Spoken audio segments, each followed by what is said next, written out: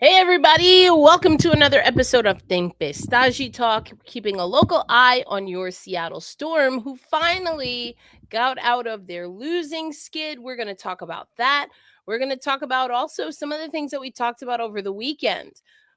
Players that are out of the rotation due to injury or perhaps rest. Who are the players that have been stepping up? All that and more. But Joveta, let's kick it off with Chicago getting a big win over the Sky. Yes, it was a big game for the Seattle Storm. Final score was 97-88. It was not an easy win, though. It was still a pretty significant score difference at the end, but it was much bigger during halftime. Chicago had tremendous um, third quarter, mainly because of Dejanay Carrington, who was just killing it. She came off the bench and she scored 26 points, 6 rebounds, 5 steals. She was all over the place, but the Storm was able to. I wouldn't even say that the defense that was the highlight of containing Chicago, but they were doing really well in the attack, in the offense. I would say that Seattle was executing really well, and at the end, they were able to um, hold the win, and that was just very important for them. Yeah, 100%. And, we like to look at the biggest lead was 17 points. Chicago never had a lead, only one tie. You can see that really reflected in the game score. I mean, it's all this Seattle yellow. And these are the games that we said we wanted to see. Knowing that the Seattle Storm are out of the playoffs, it was Mhm. about what are they going to do? And actually, Coach Roman was asked about that pregame. What are you looking for? Also was asked about losing close games. And so the combination of knowing that this team is eliminated and knowing that they've played tight games, what is needed. And I thought it was interesting to hear Coach Roman talk just about really the details and being disciplined. And that's what we've been asking from this team all season, Hoeta. Yeah, it really is. They are playing together. They have. I feel like the win on yesterday. No, yesterday, Monday. This week's just flying by, and I've lost track of days. But the win on Monday, I feel like it was even more than just their basketball. They really had and this is a phrase that we heard from a coach last year, but that's no shade by any means. But they did have the will to win.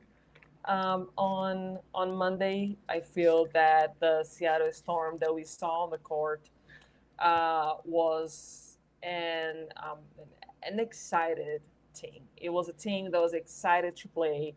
They were excited to play with each other. I think that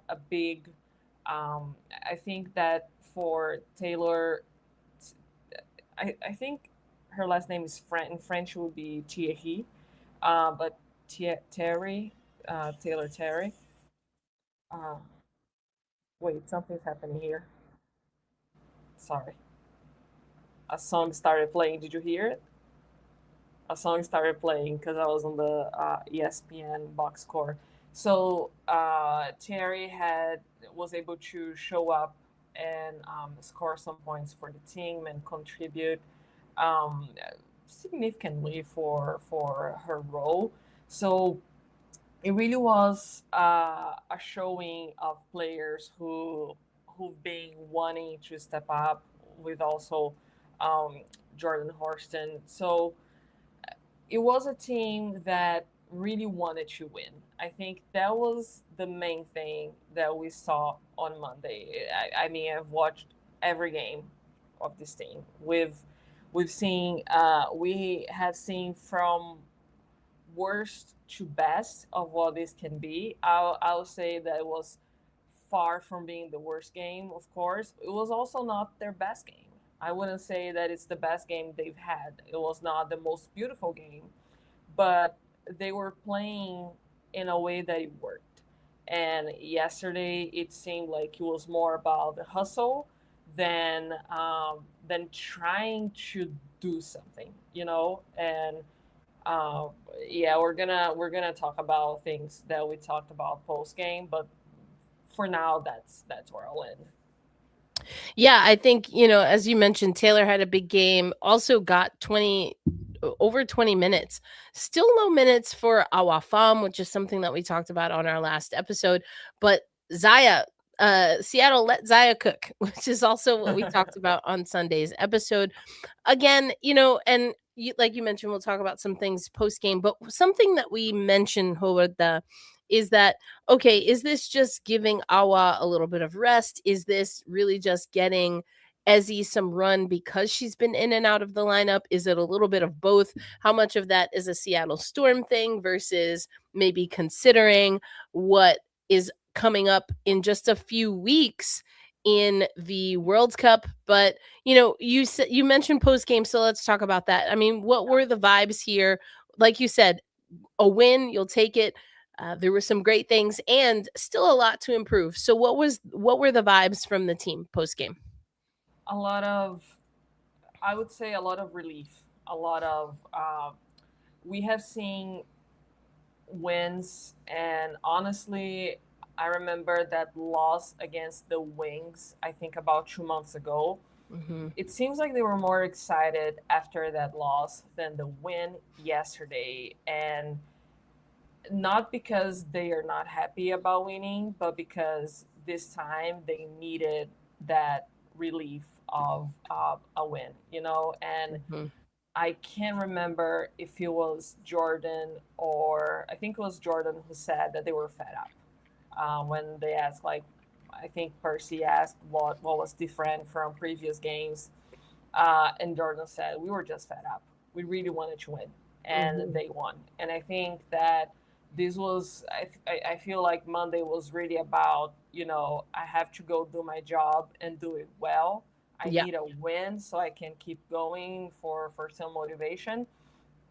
And I feel like that's what happened. And when it comes to motivation, Jordan said something that then was asked to the coach about. Jordan said that they were not making the playoffs anymore. So they're like, maybe we're going to spoil someone's season. And um, then Coach Sonia was asked about that, and she said different people have different motivations. When it whatever gets you to winning, that's okay. So you can see that they want to win. There's definitely, the desire to win is there, and I think it ties back to everything that we have been saying here, that it's very hard to imagine that players or coach would lean into the concept of tanking. Uh, they are athletes. They are professional athletes whose jobs depend on winning, and it's not just one season. They have to think about what goes after that. So that was very clear on Monday, and it just seemed like they they needed that win more than anything. And Coach Sonia did say that she just knew they were going to win after she could feel the vibe in the locker room. She said, "I knew they were going to win. They told me they were going to win, and then they won, and she could feel that." So um, it was just very clear that the win was a necessity, even though it doesn't have playoff implications. It doesn't have um, standings implications for them. It was something that they really wanted to achieve, and they found a way to. Even though there were some moments there that it almost slipped through their fingers. It almost happened, but it didn't. And I think that's the growth that we've wanted to see from this team. We need them to take risks. Mhm. and this is the time to do it, is what we talked about on the last episode, on our Sunday episode, because they know that they're not going to the playoffs, and like Coach Sonia said, everyone has different motivation, but you have to still find ways to improve your game, because using this time almost like a second training camp or preseason might bode well, assuming that this team can keep their core together, because this upcoming off season, I should say, is the one season, Hoda, that we know there are no expansion drafts. That will not be the case for the next 3 consecutive off seasons. And of course, we just had a huge movement in free agency, not only because of the CBA, but also because of the addition of 2 expansion teams. So this is really an opportunity, Hoda, and it seems like the team took it to heart. Before we get into some more things, just want to come through the comments. I usually do this at the end, but I'm going to try and be better at doing it early too. Hey, Phil with the first comment. Thank you so much. Good evening to you, Phil. We also have Michelle Allen in the house. Big game, great 40 minutes. And that's key. Yeah. It wasn't perfect. And as I showed with the game flow, they never relented the lead. Never relented the lead. Like you mentioned, Howata, Chicago got close, but Seattle was able to at least stay level. So you love to see that. Hey, Tammy, good to see you. Sergey is here talking about Zia Cooke had her night. Also saying thanks for the content on the Seattle Storm. It's hard to find content about the team. Well, go and tell your friends. Yeah. We've got you here at Tempestade Talk. And then Michelle also saying those blocks were great to see against Chicago. And like you said, a will to win, an opportunity to have a prove it game, and they did so. Let's talk about this. Um, let's talk about this, and it almost goes to what Phil is talking about. I do want to talk about this in a minute, Phil, but let's talk about who did not play. Now, on our other podcast here at Black Rosie Media, wearing my Black Rosie Media hat today, we've been talking a lot about DNPs on that show because of Benajelani Hamilton, who thankfully now is in Washington. Also, just because I'm petty and also not wrong about this, Benajelani Hamilton had more points than 2 of Washington's starters. So miss me with, there was a reason for her being a DNP in New York. Anyway, I digress. Let's talk about the DNPs, because this is also something that Coach Sonia addressed, of course, pregame, but we did not see Mackenzie Holmes, no Flau'jae Johnson. We talked that she got a little banged up. And then also no Katie Lou Samuelson. So what's the word on those players, Hoeta? Yeah, there hasn't been really any further update besides what we received. It- w- um, Sorry, the words skip my brain. Katie Lou, she started the season with an injury, came back, Mhm. and maybe this is some injury maintenance. And the game before the last, Flau'jae Johnson did fall and had to leave for a little bit. So it's really about maintaining those players' health, especially since the Storm, there are no playoff implications anymore, so I think it has more to do with them resting and making sure players are healthy. Yeah, 100%. And that's what we figured would happen. Now, something else that we talked about, and in a relatively good length, is if we would see Ezzy, Dom, and Awa on the court at the same time. Awa's minutes seem to have diminished for a little bit here. Of course, Ezzy Magbagor back in the starting lineup. What did you see, if at all, and what were you able to, what did we hear from the team with regard to specifically Awa and usage, and also how Ezzy is being reintegrated? We have heard more about Ezzy's reintegration rather than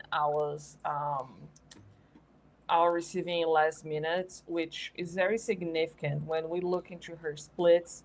She went from playing, so she started with 20.5 minutes per game in May, where she had only 3 games. And then June, she climbed to 31.6 minutes per game. July 30.5, so it stayed very steady. And now in August, she's playing only 18.2 minutes, which um, logically makes sense, Mm. but also it doesn't, because at the same time you have Azim Magbegor playing more minutes. She played 26 minutes last game, whereas Awafam played 14 minutes. So the conversation around it still hasn't grown to the point that, at least in the post game, I'm unable to get to pregame pressers, and they don't have Zoom. So I post game, that was not something that was talked about, Hmm. and but at some point it's gonna have to, because she was being a big contributor to the team. She was part of the starting five. She was a consistent presence in the rotation, but now she's not. Of course, her field goal percentage has also decreased, and maybe it's the team trying to use as McGregor more now. Yeah, I honestly, I mean, maybe there's something else going on here. My gut is telling me this is more about Ezzy and less about Yeah. Awa not doing something particular. It's something though that we talk about a lot. And even Mm-hmm. with Ezzy, right? I have not liked how Ezzy was developed. In fact, I don't think she was developed at all, for the most part in Seattle. And so, on the one hand, it's like, okay, yes, you core her, you give her the core designation. I finally got that right. You give her the core designation, I because there's just all the different sports, and they all, of course, have different Yeah. names because we can't name it the same thing. Anyway, it's effectively the franchise tag. It's the same. It's the same difference, but they've cored Ezzy. And I was like, love that for Ezzy. And we talked a lot about it in the preseason or right before the season, right? This is about loyalty to Ezzy. And you love that on the one hand. On the other hand, it just seemed like Ezzy, one, told us that she was going to explore free agency. And if you're not going to develop Ezzy, I don't know if coming back to Seattle was the right move for Ezzy. Now, hindsight being what it is, she's been injured for the majority of the season, so I don't know that it really mattered all that much. But you would imagine that again, if you core someone, that you're going to give them minutes. So I think that's a little bit of it because that's something that I talked about. That was one of my flip the table moments. If we see Ezzy, but we don't see Ezzy, I'm going to flip a table. So there's that part, right? So at least that part and that frustration has been pushed down, at least for a time. But the other part of the frustration, and something that we also talked about that could collide with exactly what we want for Ezzy, is that what we don't want for Awa is what we saw for Dom. We're gonna start repeating ourselves again. We're gonna start, because, yep, we I know mean, exactly where this is going, because 100%. you cannot, you know, you cannot not touch on this point of um, what's up with the roster construction. And I gotta say that a lot of it, perhaps what they envisioned for Ezzy was really developing her for the three position. So, Mm, um, especially when, because the team had Brianna Stewart, right? So I think that they wanted her to revolve around Stewie, so she could kind of be like a second point, a second option. And then things just went sideways. Every Things went sideways, and they haven't really found their footing since. And again, it seems repetitive. I know it seems repetitive. I know it seems like, but it just, we see with the team today that it went from our having such a big presence in the rotation to her being on the bench, and that could result in her not being developed. And you would hate to see that for a player like Awa. Yeah. And like Phil is saying, just play them together.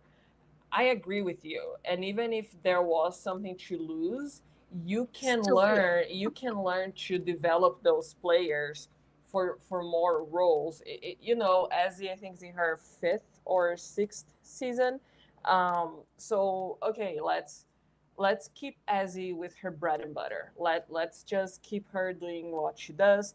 Now let's work on Awa and see how much we can stretch her, if that is the ceiling that we have for Ezzy. So just that's a hypothetical scenario. I'm not saying that that's what happened, but it could be something. You have three amazing front court players, and they are just losing minutes. And honestly, we are being deprived from watching them play together. Of greatness. which like, can you imagine how tall this team can play? Like, I have fully leaned into Erica's vision of a starting five that includes the three of them, Eze, Awa, and Dom. I think the Storm needs that, and they need that all in, especially on the defensive end, because for me the low point of the season, defense this season has been really bad, Yeah. really bad. And I know that actually Flauge called me out when I asked if the team's identity was offense, and she was like, "No, ma'am." That was the no, ma'am moment. So um, it's the defense should be there, but it's not. Now I understand the rookies will struggle with adapting to the defense, to the W defense. I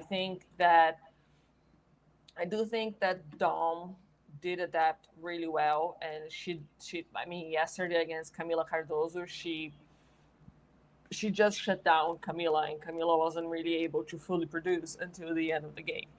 Excuse me. So it's something that I can really make sense of.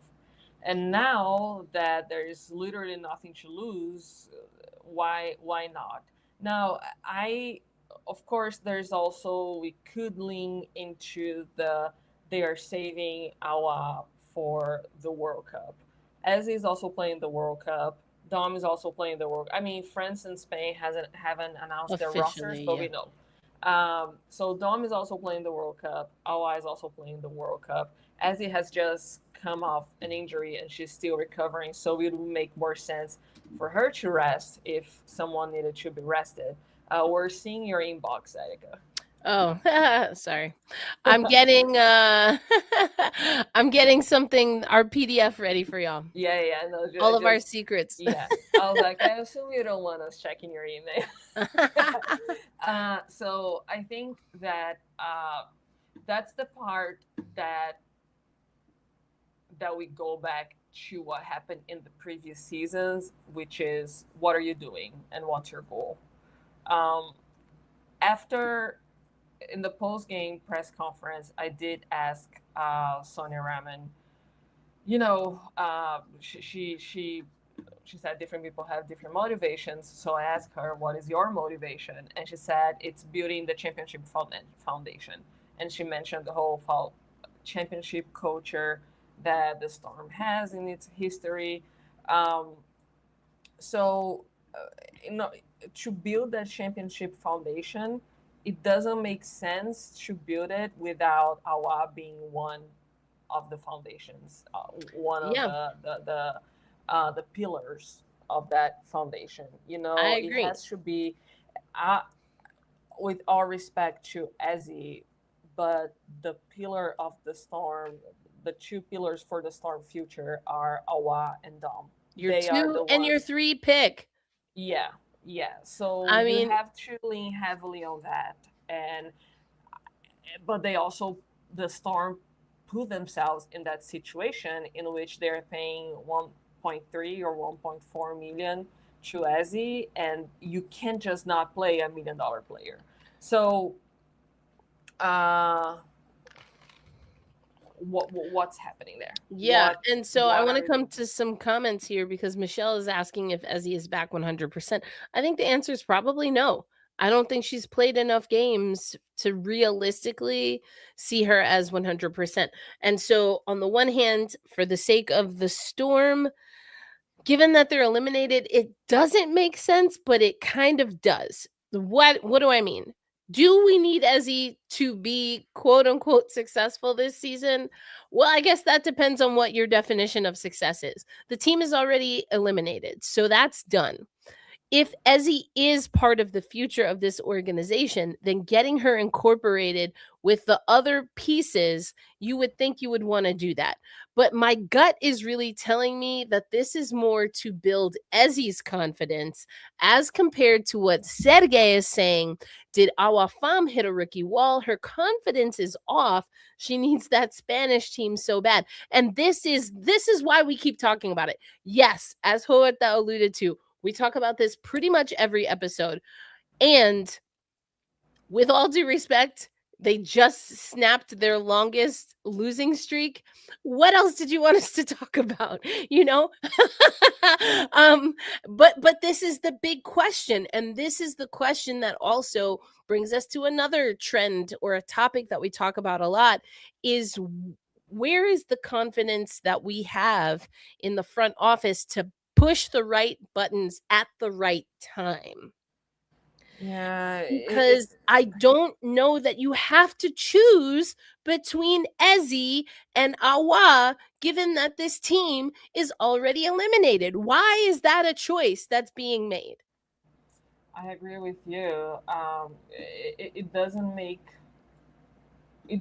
much sense. It is, and it hasn't made much sense in a long time. I think that it has reached a point that I feel that I'm annoying saying that, because we've been repeating ourselves for 3 seasons now, and they just now you can say, because for the past 2 seasons there was the whole, oh, we want to win, we're building a championship team, we're building a championship team. Those were clearly not championship teams. Now it is, we're building a foundation for the we're working on a foundation for the future. And sure, with the roster construction that we see, there is a creating a foundation for the future. But creating a foundation is not only bringing young players. Bringing young talent is not enough for you to build towards the future, because that talent needs to have a strategy around them. That talent is going to rely on the other pieces of the roster to know what they can contribute Right. toward to in the next seasons. So uh, now that Ez is back into the rotation, we're seeing Awa losing space in the rotation. So are you really building, like, if you're looking into the future and you got two top three picks in the last 2 seasons, why are you not playing the number three pick? You know, we kind of, like, last season we heard from Noelle Queen that she wanted to, allow Dom to ease into, and that I'm in favor of that. But I think at some point it was too much easing into it. I don't think there was that transition where she was, like, allowed to be try to go to trial by fire. And now I feel like they did that to Awa, and now they're just taking her from the rotation and taking her minutes. Uh, if we can use a team as an example that you have to play your rookies and you have to play them there, it's the Washington Mystics. They fully played Sonia Citron. They fully play Kiki. They threw those players out there, and look what they're doing today. Right, because You those know, were top Draft picks. If you're a first round draft pick on a young team, if you're a first round draft pick on a team that's not expected to make the playoffs or at some point is already eliminated from the playoffs with like 10 games left, what is the point of not playing those players when you're Mm-hmm. already eliminated? That's Mm-hmm. the piece here. And you're right. Like, we did see Awa and the confidence, the swagger, all of it. And, we keep talking, you specifically talk about no vision after Stewie left. Jewel Lloyd wasn't the right move to take over that. And I mean, that should have been painfully obvious, even just because of her demeanor and disposition. Like, her leadership is not the same, and even Stewie's leadership, not the same as Sue's leadership. So, like, that never was going to really work out. But then you have Awa, who has a swagger like Flage, like Heidemann at times. Mm-hmm. Let all of them cook, including I Zaya. was gonna say let her cook. Including Zaya. Like, Zaya not getting more play until recently, and by recently I mean against Chicago, was also burning my dang grits, you know? And so, and this is where, is it a Sonia thing? Is it a front office thing? If we look historically, I'm not saying that this is what's happening, because I haven't been too physically to a Storm game uh, for a while now. So I can't give you my auntie vibes and download what I'm seeing. But if we go historically, Hoda, it's not hard to imagine that some of these decisions about playing in and out is coming from, as the saying goes, above me. And me, I'm talking as if I'm Yeah. Sonia. It's above me. It's above me now.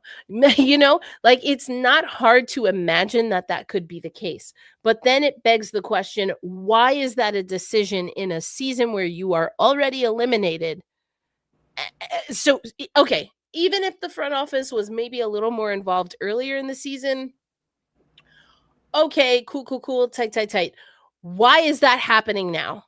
You have to let the we should have renamed this episode, Let the Seattle Storm Cook. Every single person on this team, let them exhaust what their capabilities are while you have games that will not count towards a playoff run. Yeah. I'm serious. Like, use this as like a preseason. Yeah, I do want to add to your thought about, this is above me because um Noel Queen and Sonia Raman are different. They are different coaches. They are different people. Um and we could see early on that Sonia had no problem playing, giving our Dom and Flage all of the minutes. She was just playing the kids. She was like, let them kids play. What was not happening last year, what was not happening the year before, if you remember Nika Mule, the kids were not playing. Poor Nika. Now we're talking about different coaches, different seasons, same practices. What has been consistent throughout the same period, throughout all this period, is the front office. So the only thing we can do, as sports media, as sports journalists, we can only work with what's in front of us and with what is said. And Noel Queen was very straightforward. We're easing Dominique Malonga into the league. Now we have to ask and see what is going to be said about Awana playing. And I know there's the World Cup coming, and they might say, "Oh, we're saving her for the World Cup." Then why are Ezzy and Dom playing? And Dom playing heavy minutes. Yeah. And maybe it's a thing where Awa is there's like a minutes restriction that they're not talking about, or there's a, like, quote unquote, light reconditioning. I don't know, is she dealing with a little bit of a tweak or something? We just don't know. All we can see are the hard numbers of the minutes and then also that she's not starting. Yes. So I don't know. And I want to go to something because Sergey is talking about this, and this is another topic, Hobata, that we talked about in the off season, even before Ezzy was cored. Now, it wouldn't have been a trade at that point, but as I have said even earlier on this podcast, Ezzy Magbagor told us in exit interviews, you and I were both there. She told us in exit interviews that she wanted to explore free agency. Now, that doesn't mean that she didn't have any intention of coming back to Seattle. Obviously, hindsight again, she did. And I was really excited for Ezzy to test the waters. I mean, I would have loved to see her go to Toronto and work with Sandy Brondello, because Ezzy, I think, is someone who at times perhaps, and I don't want to say definitively, but I think it's possible that Ezzy Magbagor's confidence has fluctuated through her WNBA season, or WNBA career, excuse me, because every season she's kind of playing a different role that's based not on her development, but on who else is on the team. And that's tough because she's playing this kind of this glue role, almost this it's like she's important enough to fill the holes, but not quite to the level where the team is prioritizing her game. That's kind of how it felt like. It's almost like how I felt about Gabby Williams for the majority of her WNBA career until she's gone to Golden State. And so, trading Ezzy, it's something that has come up this season. She didn't play a lot. I I don't know why you would trade someone that you core. That doesn't seem like a good front office move. So I don't think Ezzy's being traded. Well, well, we know she's not because the trade deadline is over. So there's that. But what will become of Ezzy? Michelle also adding trade Ezzy and get a point guard for next season. You can see Dom and Awa together. I think it's clear that they are the future. The question is, though, if they're the future and Ezzy remains in Seattle, are we as observers of the Storm going to have to be forced to accept that means it's only going to be ever one or two of them at a time? Because again, I think what everyone is saying in the comments, what you and I are saying is, why do we have to choose? Why do we have to choose? There's no need. And I know there was a comment earlier also. Oh, Phil, as a better facilitator than RPG. I wanted to come back to this because this is giving, and we've talked about this perhaps with Ezzy, but I do think Awa or even Dom is better suited to play the Stewie role. Now, Brianna Stewart and Subert talked a lot about this when Stewie was on the Seattle Storm, but particularly when she played for USA when she was starting her national team, her senior national team career. Sue was saying that she felt Stewie was out of position, which at this point, I don't even know what that means anymore because she's evolved. But when she was coming up, Stewie was being asked to play a little bit of everything. Yeah.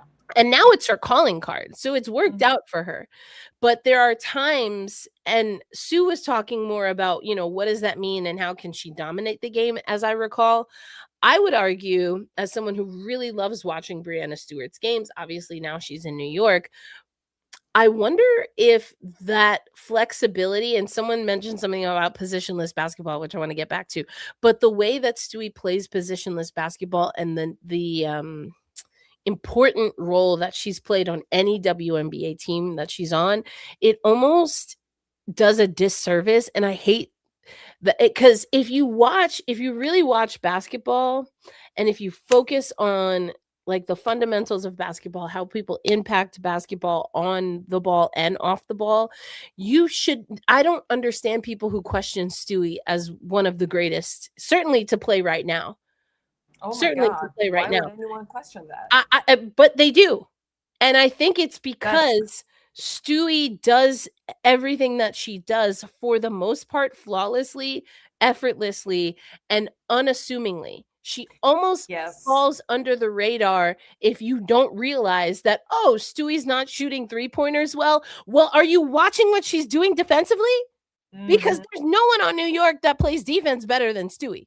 Yeah, Period. it wasn't only once that players, that teammates of Brianna Stewart and coaches have said, you were watching the game and you say, "Oh, I didn't see much of Stewie," and then you look at the At the the stat box score, sheet yeah. and she has like a double and is shooting over 40%. That's just because the conversations, people are like, why isn't Stewie in the MVP conversation? And I'm going to say that I'm at fault at that because Stewie plays so smoothly that, you see Asia Wilson, you see Olivia Miles. And, it's very flashy basketball. And then no, you know that I'm a Stewie girly. You know that I'm a big Stewie girly, and Stewie. I'm gonna say every time that someone asks me, like, I don't have a favorite team, I don't have a favorite player, but my favorite player to watch today is Brianna Stewart, and she has been my favorite player to watch for at least She 5 years. it, And I've said that for me, she's the best FIBA basketball player there we have is. talked about that. So I, by no means, I'm trying to, say that Stewie is less or anything because she's my favorite player to watch. So I'm just um, trying to understand how you're talking about that Stewie hasn't been in your MVP conversation. she Listen, was for a is long she gonna time. win MVP? This is a letter Is that opener. I just so y'all know. like, is that, This are you is my threatening me? this Listen, I is a just letter finished opener. House of the Dragon. I On have a lot of guard. sword, like, I have Daemon Targaryen comes to my mind now with the sword. That's all I can think. This is a letter opener. It was my dad's letter opener. That's amazing. Yeah, and there's a reason I had it on my desk. Usually, it is up there with Yeah. my stationery. I actually really love sending cards, like just because cards is what I call them, just because.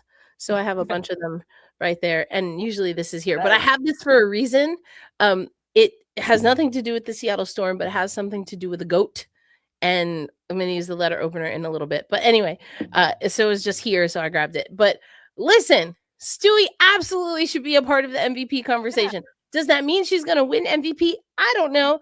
But here's the thing. I see this all the time. I really wish people would emphasize the V in MVP. MVP is most valuable player. And I do think there's at least 3 players. You could probably, honestly, it should be 4 players that are in the conversation without question this season. And Stewart is one of them. The other Stewart, ones are Asia and Olivia Miles. I would say, and Kelsey Mitchell. Yes. Yes. If we're talking 3, I would say Asia, Olivia, Stewie, and then Kelsey Mitchell. Yes, those are That's the top my 4. Yeah. Those are the top 4, 100%. And if you say anything else, you're wrong. I agree with you. I agree with you. Now, only one of them can win MVP. I'm going to tell you what, though. Most valuable player, not the best player. Because now, can you be the best player in the league, on the planet, in the season, and be the most valuable to your team? Yes. Does it mean you definitely are either the most valuable just to your team, let alone in the league? Not necessarily. So, I just want people, I always want voters to really think more completely about MVP. That's also how I feel about most improved player. Most I improved was going player to is ask you about that. most That was literally what I was going to ask you next because Dom is in the conversation. Dom is in the conversation, and I'm really torn between Dom and Marina Mabry. So those are the main 2 players for me. See, for me, and I put this in our Slack channel, I am most improved player is another one, and 6th player of the year for similar reasons, but probably not the same. My take is that people use those 6th player of the year and most improved player are usually a proxy for someone who didn't play enough or isn't a big enough name to be MVP or defensive player of the year. That's how I think people use those 2. And also, I don't like how people use most improved player to be an award for a player that really is, they probably mean is a comeback player. What do I mean by that? If the reason someone's numbers are higher from one year to the next is because they're healthy, I don't think that means that they're the most improved player. Well, I agree with that. Not necessarily. It could, but it's not, again, some people are like, "Oh, well, look at the numbers from here to there." And I'm like, "Fam, fam, fam, fam, fam, fam. Do you know why the numbers were low? Not because they necessarily improved their game, but because they were healthy." Yes, and I know I don't know. I think 2 seasons ago there was a conversation about Skylar Diggins being MIP. I think it was 2 seasons ago. Not D'Artagnan. What does that? The Three What does that Musketeers mean? and then D'Artagnan. Oh, okay. Yes. Yes. So there was a conversation about Skylar Diggins going for MIP, but she hadn't played the season before, and some people Yep. were counting. Well, but if you look at the other season, well, like MIP counts from the previous season, not the other one. The same way that MVP counts the current season, not how a player has been doing from the other season. I think that was also a conversation regarding Natisha Hiedeman. Anyways, for MIP, I do think that it has to do. I think that for you to improve, something wasn't that good. So I don't think it's like from good to better. I think it's from average to good. That's how I see MIP. That's interesting because I remember one year I really was making a case for, and I'm pretty sure we talked about it. I was making a case for Sabrina Ionescu for Yeah. most improved player. And I remember someone told me, well, she's supposed to be great. She's supposed to be like an Yeah. MVP type caliber person. So I don't think most improved is for her. And I'm like, baby, let's not act like Sabrina Ionescu. What was it? Was it the 24 season? I think it was. She improved her mid-range. She improved her first step. She got stronger on the drive. Like if you're watching those games, she was 100% better in all of those areas. That to me is huge. And honestly, if we want to keep it a buck, what was it? Was it last year? Last year, A'ja Wilson talked about how she improved her footwork, and you could tell that it was making her quicker and stronger in the paint.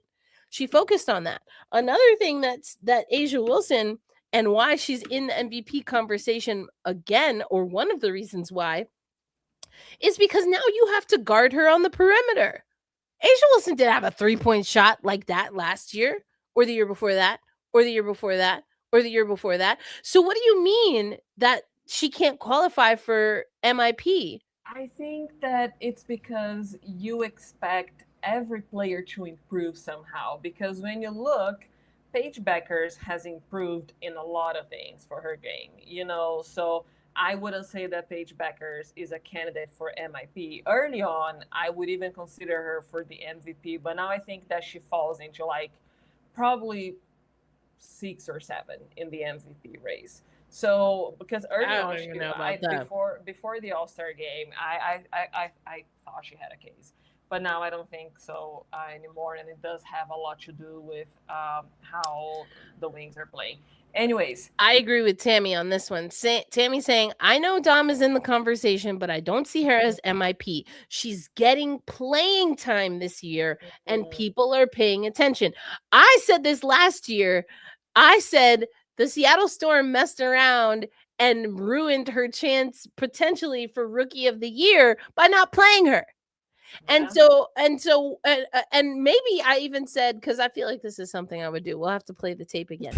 I might have even said, well, the only way that makes sense is if they're trying to get her to win MIP the next year, because that is how people use MIP. And for me, that's not an accurate way. If the reason someone's numbers are better is not because they actually improved their game, but they're getting more opportunity to show their game.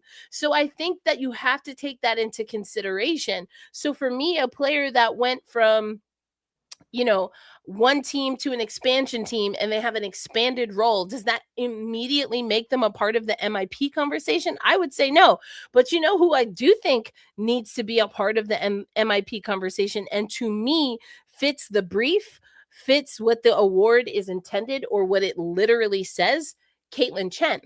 Caitlin Chen is on the same team, earned more minutes. And if you watch those games, especially when they've played teams like Vegas, Caitlin Chen has gotten the Valkyries back into games because of her hustle defensively. That to me is a player that has improved her game. She's learned how to impact the game at this level with her skill set at a higher clip than she did last year. And that's why she has more minutes, not because other people left, not because she went to a different expansion team and now she's a starter. Like, that to me is the definition and the exact prototype of someone that should be in the most improved category. Yeah, so I want to go back to the case for Marina Mabry. I'll be honest with you. For me, Marina Mabry is the MIP. And I think one thing that makes it's not just the fact that she went to an expansion team. Her minutes have, stayed virtually the same from last season to this one. She was playing her minutes have actually decreased. She was playing 31.5 minutes per game last year with Connecticut. This season, she's playing 29.5. But her points have significantly, almost like a 6 percentage point increase. They went from 14.4 to 20.7. And her shooting percentage has also grown like exponentially from 36.7 to 44.5 in total, and the 3 point went almost 11 percentage points up from 27 to 38.8%. So I think that Marina I think that Marina has really made a case for her, not only because she has also had flashy games, but because she has been just like very just her game has gone for like she's not a role player, she's like the main player on the team. Yeah, and I think she also, for different reasons than Caitlin Chen, makes a compelling argument. I just need to look at her situation from last year because it was a little bit messy because she didn't want to be in Chicago because who does? And then she also didn't want to be in Connecticut. And so I just need to, because that was last season, right?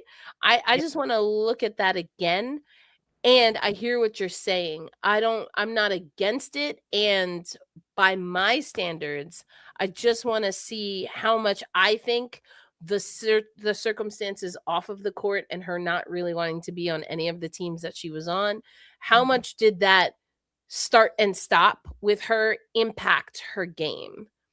That's a fair point. Yeah. I think that's a fair point, and I think it does. Um, you know, I think that there are so many layers to when you're looking into awards. Also, Jeff, I adjusted the mic volume here. Let me Yeah, I know did too. if that's better. It's Um, so it's and for Kaylee Chen, I think that the way I see it, you do look at the numbers, and then you also have to look at the impact that that player has had. So when I, of course, like when you look Marina versus Caitlin Chen, Marina has had a much bigger impact as a player as a whole. So that's how I look into it. But also, I know that that's why it's voting, and there are different ways because there is some sort of subjectiveness to it. But I love talking individual awards because you get to see so many perspectives and you Yeah. get to appreciate different players that you probably weren't appreciating that much Mm-hmm. because of that subjectiveness. So when we think, I think one conversation that really pertains the storm this season is the rookie of the year Mm. talk. Now, no one is taking it from Olivia Miles. I think this is not even a debate anymore. Yeah, it's pretty well Uh, locked at this yeah, point. I mean, she could not play the rest of the season. I think it's yeah, dangerous. absolutely. Not that we want that to happen. We're gonna knock on some wood. No, by no means. Now, I think that AZ Fudd never even had a chance, and I'm not saying basketball wise. I think that she was drafted to a team where she really didn't have the opportunity to really show the best of her ability. You know, she was not drafted to be the player on the team. It was different from when Paige Beckers was drafted last year, when Caitlin Clark was drafted the year before. She was a different type of first pick, and it has a lot to do with just how how how hard this draft was. You know, I feel that the Wings really went for need.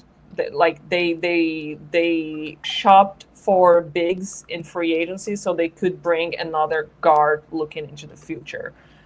They wouldn't bring Olivia Miles as a PG because they are already using Paige for that. So they were bringing more of a shooting guard because we don't know how long Erika is going to stay there. Anyways, now I don't think Azifud is going to win Rookie of the Year.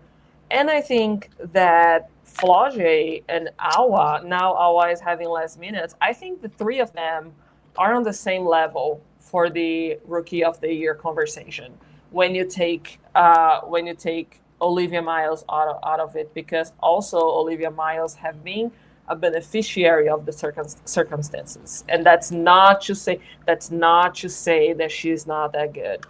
The same way that Oh, AZ. do you mean that the Minnesota Lynx had a high draft pick and they played their high draft pick? Is that what you mean? Do you Yeah, mean that because the Minnesota Lynx had the number 2 pick and they and they played the number played the 2 number pick? two pick. Is that what you mean? Yeah. Is that what Uh, you yeah, and mean? Yeah. another player that I also think could have a case is Sydney Taylor. So I think that Olivia Miles was so lucky to be drafted by Sharon Reeve.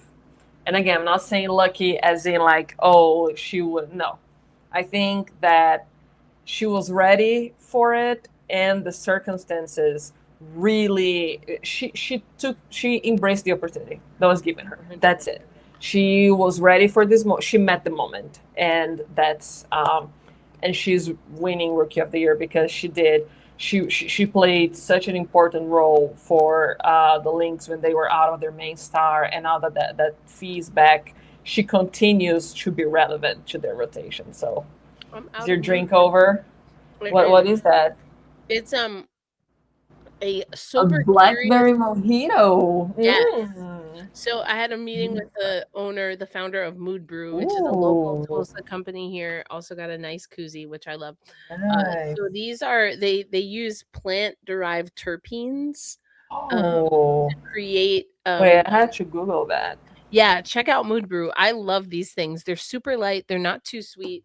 And I ran out. I thought it was gonna be enough for the show. So, but yeah, this one is the blackberry mojito. The peach Bellini is one of my favorites. But the owner, Nicole, we had a meeting and she hooked me up with a 4-pack.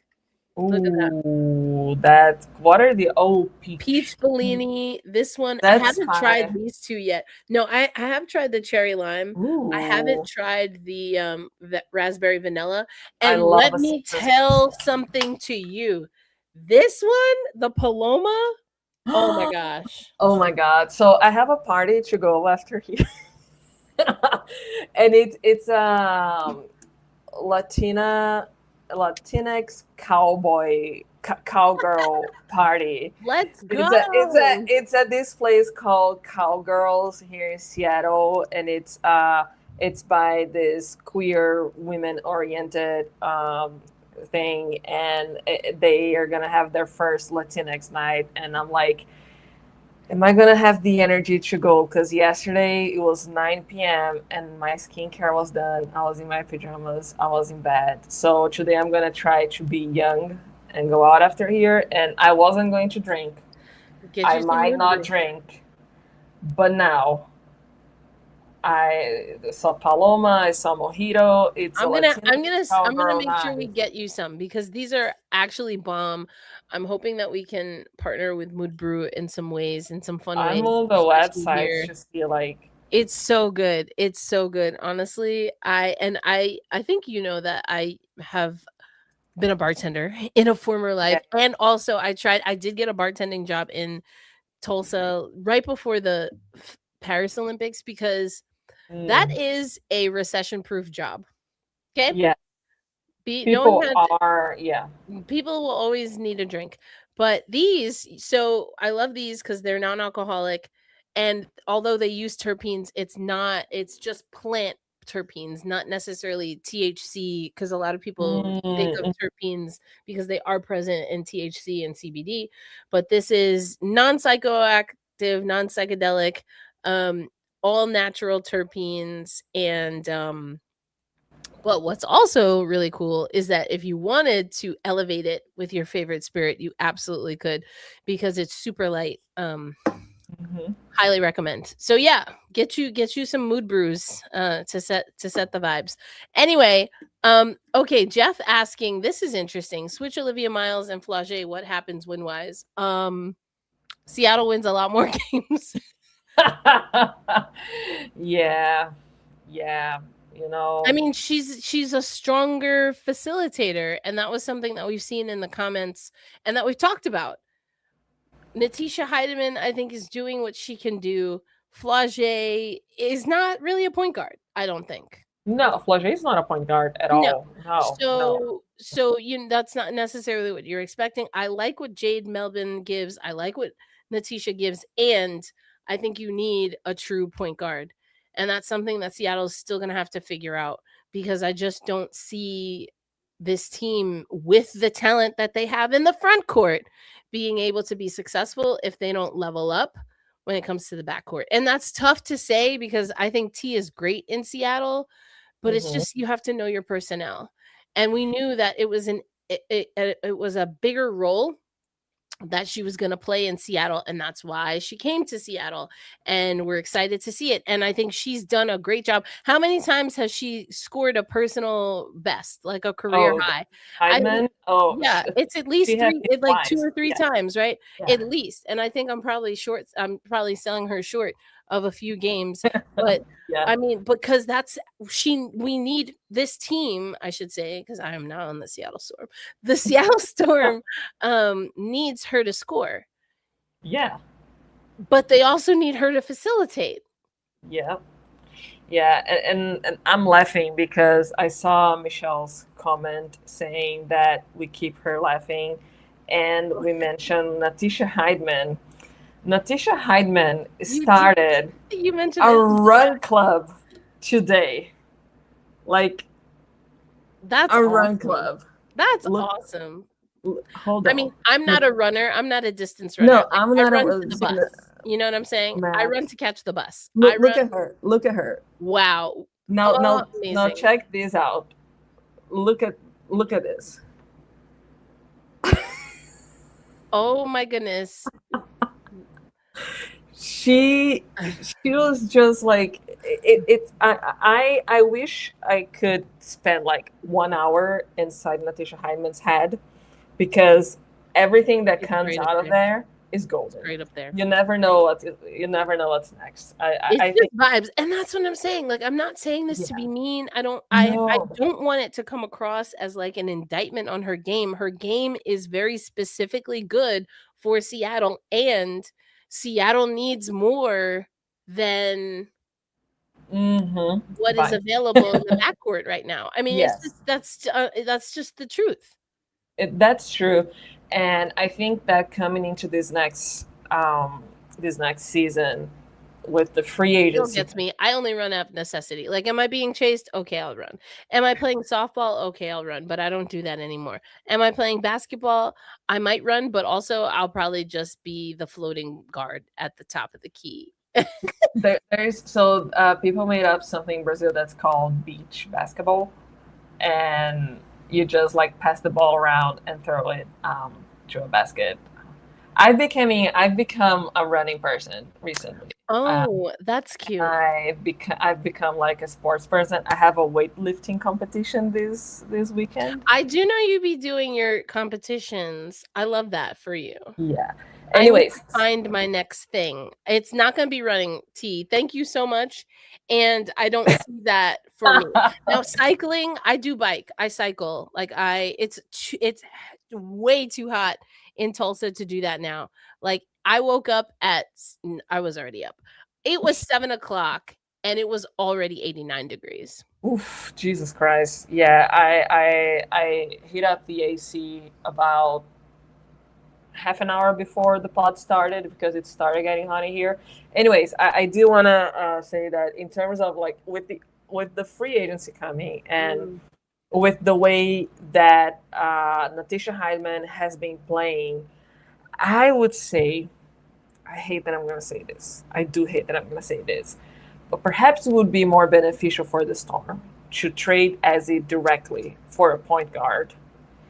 Allow T to come off the bench as or start her as a number 2 with Flauge on the 3, Awa at the 4, Mm. and Dom at the 5. Or Mm. you bench T, you start with a veteran point guard, Flauge.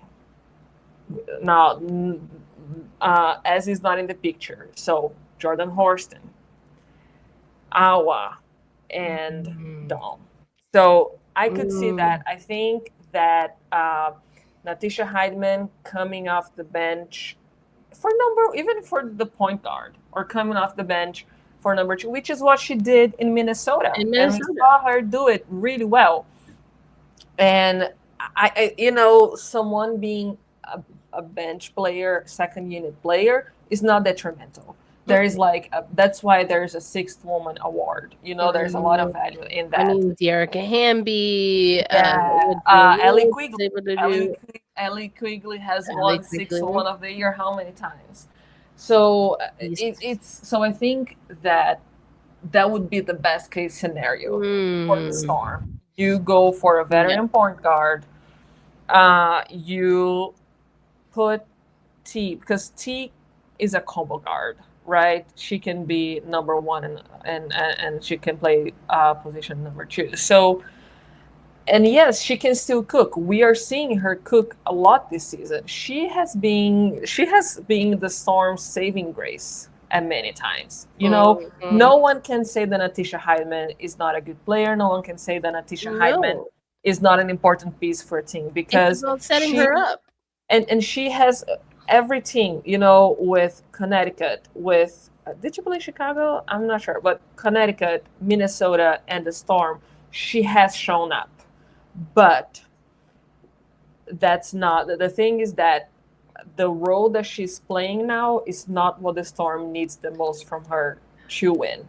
Now. Right. And go to the other half of Stud Buds. What has Courtney Williams been saying all season? And even before they got Olivia Miles, she was learning the lead guard, right? She doesn't like point guard. She was learning the lead guard role. And now that she doesn't have to do that, she feels more comfortable, and she's grateful to have Olivia Miles on that squad. And I think you want to open up T's game and have her role defined in a specific way. And again, it's not a demerit. It's just talking about what is needed for this team.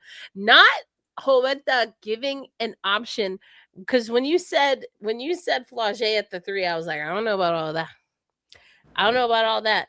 But if this hypothetical happens, and I know that it's been Sergey who's mentioned it a few times, you and I mentioned this. Again, it wasn't a trade because she was a free agent, so you wouldn't be trading her. Or if you did sign her, not as a core player, but if you did sign her, we thought maybe there would be a sign-in trade for Ezzy. Like we've talked about those hypotheticals. We did. So this is not something that's new necessarily to the conversation. It's just, and I feel for Ezzy in that it just hasn't worked out in Seattle, and I don't see Seattle making the necessary moves to keep her as a piece Yeah, here. I agree with you. I think that's the way that's exactly the way I see the situation. That's how I see it. It's, and that's why I was surprised, one, that she was cored, and two, that she accepted, you know what I'm saying, and that she was okay with that core designation, because I was just like, and I guess well, anyway, that's a whole nother conversation. But yeah, I mean, it's tough, and Seattle's got to think about if they really want to compete and be a team that either can be the first, although I think Minnesota might do it, or the next team to get that fifth ring. Yeah. Then they gotta think about it a little different when it comes to the point guard position. Yeah, Minnesota might get that fifth this year. They're looking pretty solid, but The only thing solid in 14. And listen, I know Donko Jones got a lot of shit for what she said, but I understood what she said. I didn't like the words that she put together to say it, but what she was effectively saying on Stud Buds was that Minnesota team was the best team going into the postseason, and that's why she felt they, air quotes, deserved to win. And she said it was like some of the Connecticut Sun teams that she played on. They were the best team in the regular season, and that's why they, air quote, deserved to win. Now, I will say this, just to put a bow on this. I understand why you would think that, and this is why you don't mess around and talk about what people deserve after the regular season. If it were like, if you won a title after the regular season, then there would be no postseason. You still have to deliver. Yeah. You still have to No, deliver. I get it. I also think that, saying that someone deserved something doesn't mean that you would prefer that thing happened over the other. Right. Anyways. Yeah, that was kind of like, people dragged her for that, for man, when she started crying that press conference, and I was there, I was like, no, not JJ crying. That was brutal. That was not JJ crying. Well, listen, we're gonna wrap up here because the Seattle Storm, it's rivalry week. Woo! Rivalry week. So the rivalry, such a funny concept. The rivalry, because everything is a rivalry now. Listen, don't even get me started. And also, like, why are you putting these rivalry, like, right before the World Cup break? Right after All-Star? Like, do you not realize that it's like people are resting players? That's why Vegas was like, well, so much for this rivalry. Oh, We're resting our players. Kathy. I don't understand. Anyway, Portland Fire, a rivalry in region, if not in the WNBA.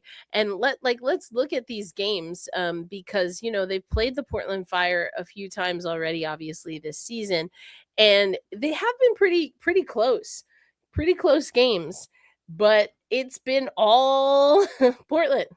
It's been all Portland, and it has a lot to do with execution. I think that a lot of it has to do with execution. And I go back to the last game, and which was the game before this one against Chicago. I know because I watched it at the Pitch the Baby bar. It was sloppy, and it was not a good showing, not even in terms of basketball.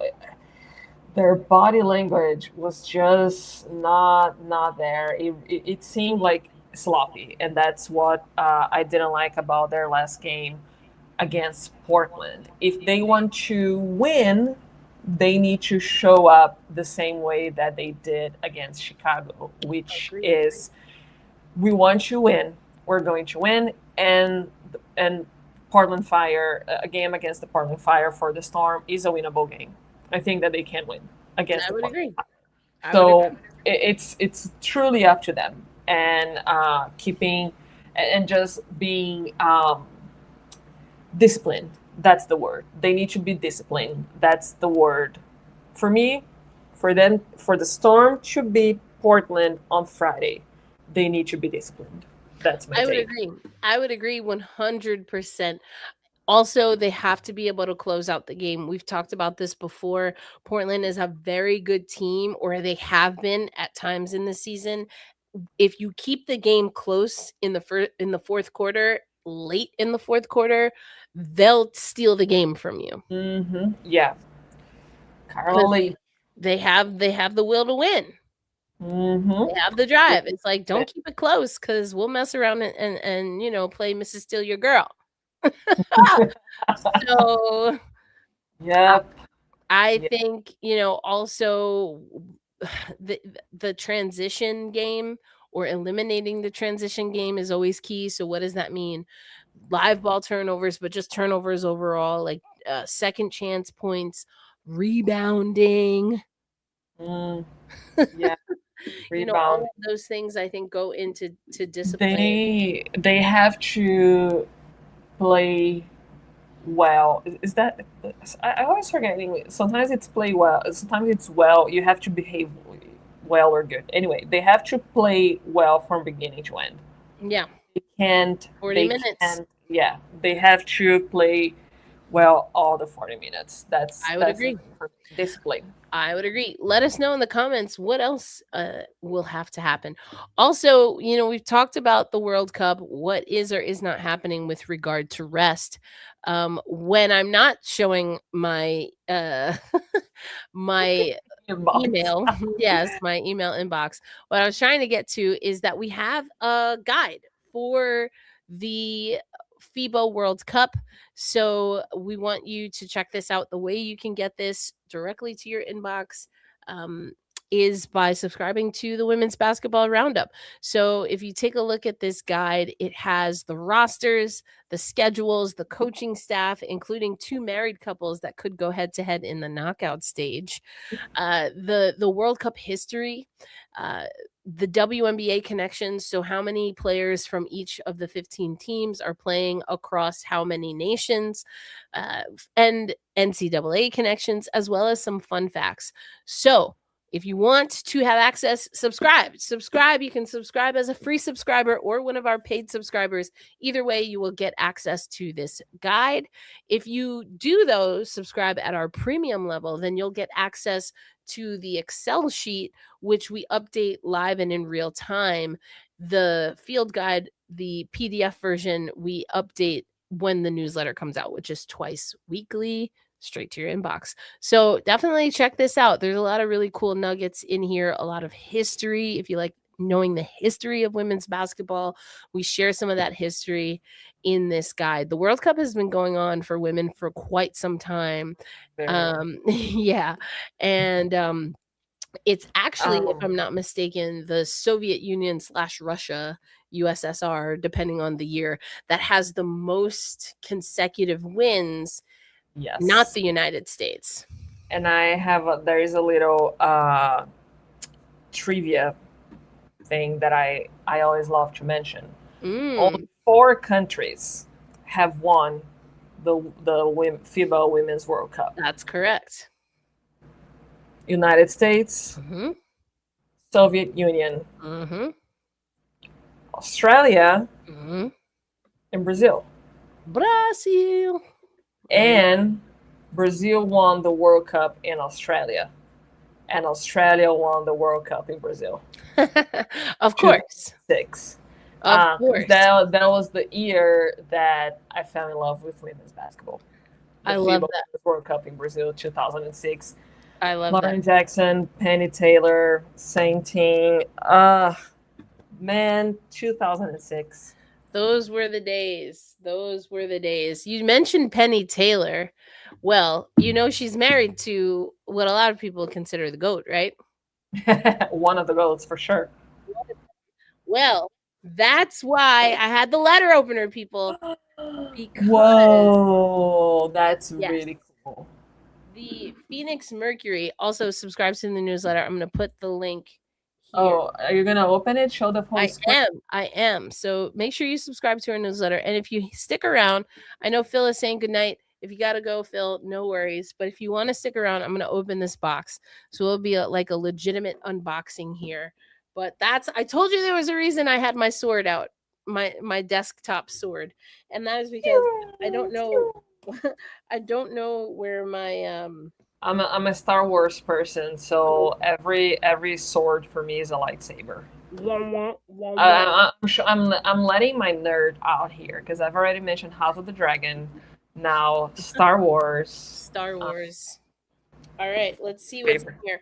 Because I don't know if you saw the ticket that had the QR code and then it shows Ooh. like, yeah. Oh, okay. Phil said he's going to wait. All right, check it out. So they had a really cool ticket that I have no idea what's in here. You saw I just broke the seal. So we'll see what's in here. Oh, I love a good pin. I literally have all my pins here. I love pins, so I'm not going to read Yeah. all of this, but some players change a franchise, some change a city. August 16th, the Phoenix Mercury will honor Diana Taurasi with her induction into the Phoenix Mercury Ring of Honor, the highest distinction our franchise can award. It goes on and on and ends by saying, as we celebrate this historic moment, we hope you'll help us share Diana's story and honor the legacy of the greatest to ever play the game.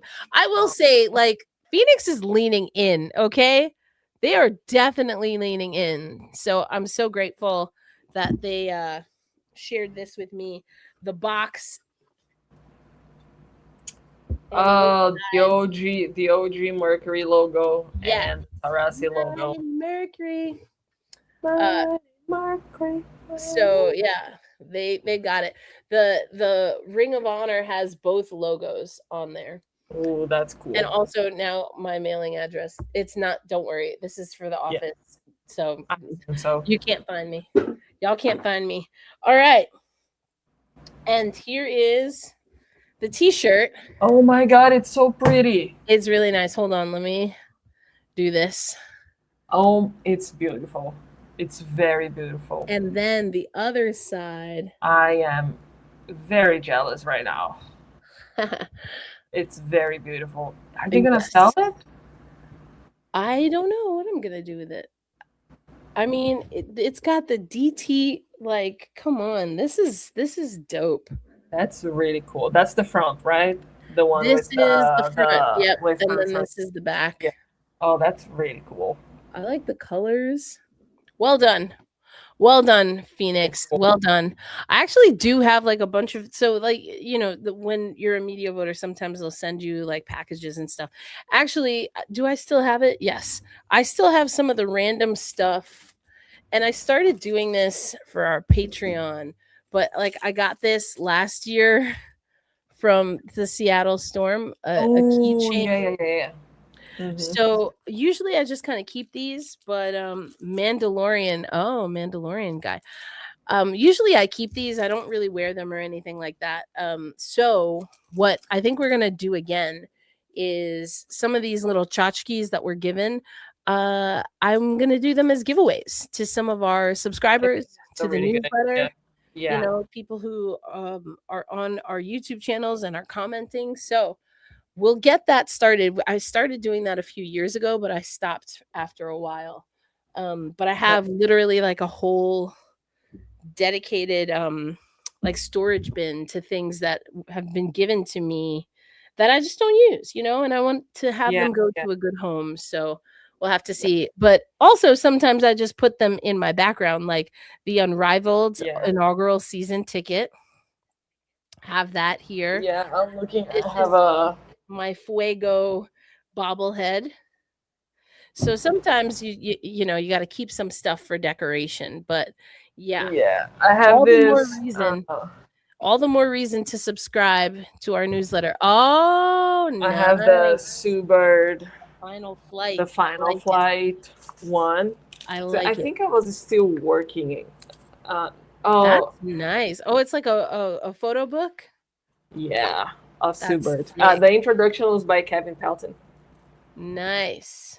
Yeah, so you have like, look at this.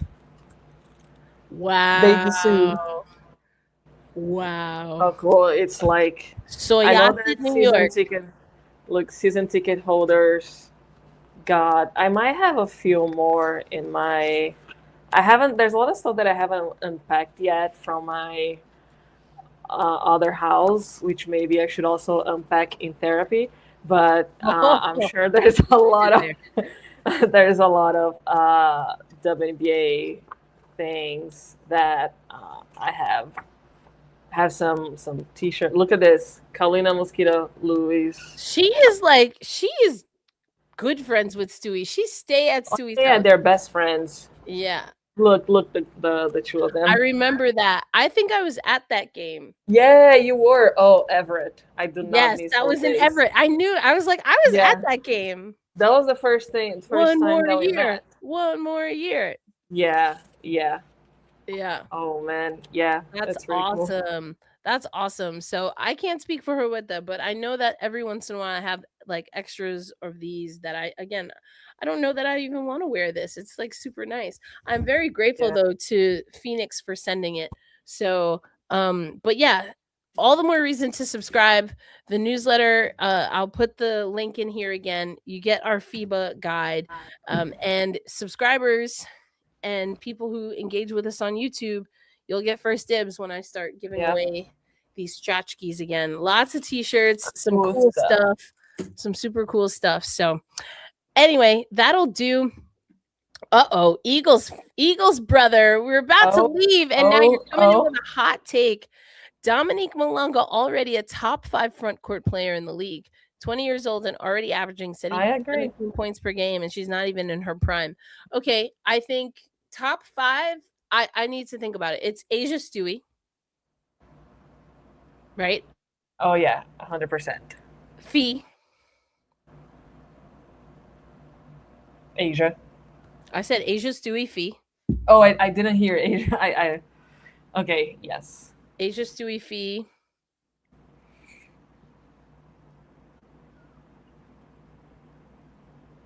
I don't know if I need to think about this, but I always put respect on Bree Jones. I don't know if I'm gonna give her a top 5 spot, but I want to put that out there.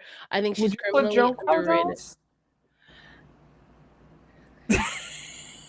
Why you gotta be messy? Why you gotta be messy? Why you gotta be messy? Why you gotta be messy? I like Shakira. All right. So Shakira, listen, Jonquel Jones absolutely should be, and yet I have questions on her. Like when she plays her A game, absolutely without question. I just don't know why we don't always see that. She spreads the floor by her perimeter shooting. She's one of the best 3-point shooters in the league, percentage wise, which is insane. Definitely at her position. So yeah, I like Shakira. Angel, there you go. Oh yeah, Angel. So I think we got 6. I think Dom is in the 6 for sure. I think I have to like play around with it, but I could see it. I don't even know if that's necessarily a super hot take. Yeah, I could definitely see that.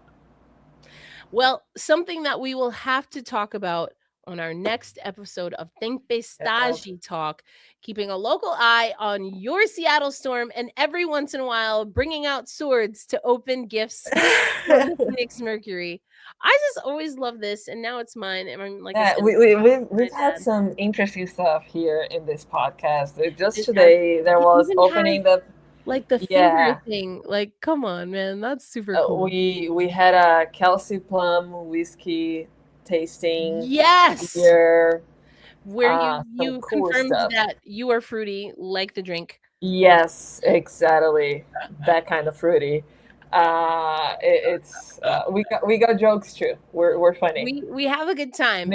Michelle said that we make her laugh. I love that. Oh, that for me. We appreciate y'all. We appreciate y'all sticking with us. Thank you. Another good episode. We are going to go back to having a graphic for y'all to let you know when our next 3 episodes are going to be. Sometimes we may have to change it just because of work schedules and things of that nature, but we'll always try to give you as much of a heads up. We want to move back to that. And again, subscribe to our newsletter. Here's just some of the headlines that we've had recently, including, of course, Kayla McBuckets. That was from earlier today. And if you want to learn more about the FIBA World Cup, then subscribe to the newsletter. And this is what you get. You get all of these goodies. So check her out. It's free. We got our free tier. Our starting $5 is $5 a month, or you can sign up at the Legacy 22, which is it's $47, excuse me, for the year. So thank you. And there you go. Listen from the beginning. And we'll also have this on audio. But for Jovita Rodriguez, Erica L. Ayala, we are signing off. And we'll catch you on the next episode of Tempestade Talk. Peace out, everybody.